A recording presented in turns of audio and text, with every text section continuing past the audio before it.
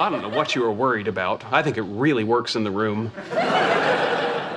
Yeah, it is by far the coolest thing I have ever owned. The exact time machine that carried actor Rod Taylor from Victorian England into the post-apocalyptic future, where society had splintered into two factions, the subterranean Morlocks, who survived by feasting on the flesh of the gentle surface-dwelling Eloi. Talk about your chick magnets. Oh, yeah. The guy who lives next to me is always like, I have a jacuzzi on my balcony. I have a jacuzzi on my balcony. But wait until I tell him, I've got a time machine on my balcony. Stuff that in your Speedo's jacuzzi, Bob. Gentlemen, I know we said we'd take turns, but I think you'll agree that practicality dictates it remain here. You can't just keep it here. What if I meet a girl and say, you want to come up and see my time machine? It's at my friend's house. How lame is that? He's got a point. All right, I think we're going to need some ground rules. In addition to the expected no shoes in the time machine and no eating in the time machine, I propose that we add pants must be worn at all times in the time machine. Seconded. I was gonna put down a towel. I still want it on my balcony. I say we move it on a bi-monthly basis. Yeah, that sounds fair. Now, hold on. Bi-monthly is an ambiguous term. Do you mean move it every other month or twice a month? Twice a month. Then no. Okay, every other month. No. Sheldon, you can't be selfish. We all paid for it, so it belongs to all of us. Now get out of the way so I can sit in my time machine.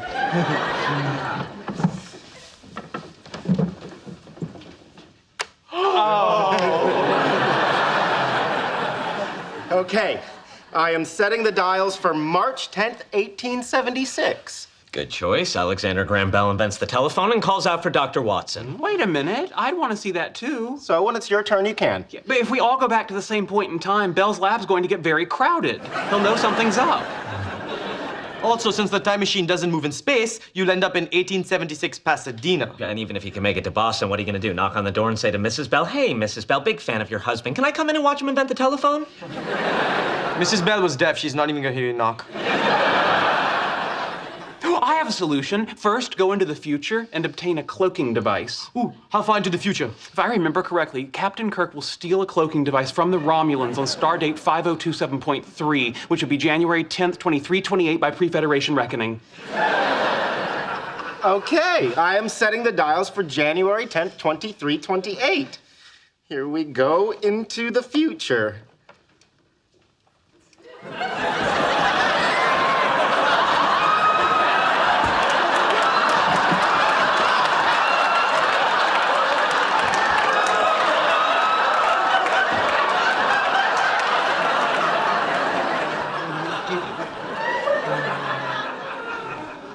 That was fun.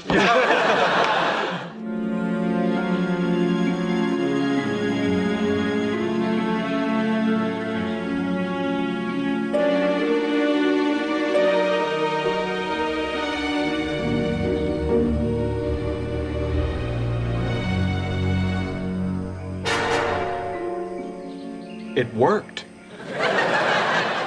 It really worked. They said I was mad, but it worked.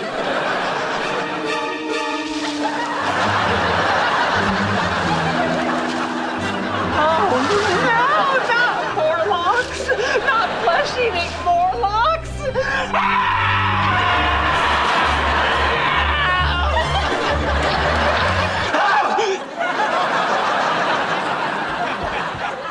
Sheldon, are you okay? We have to get rid of the time machine. It is a little big for the living room, isn't it? Yeah, that's the problem. It's too big. I'm glad you agree. I hired some guys to help us move it. Come on in, fellas. Oh, no, Morlocks! Eat him! Eat him! Ah!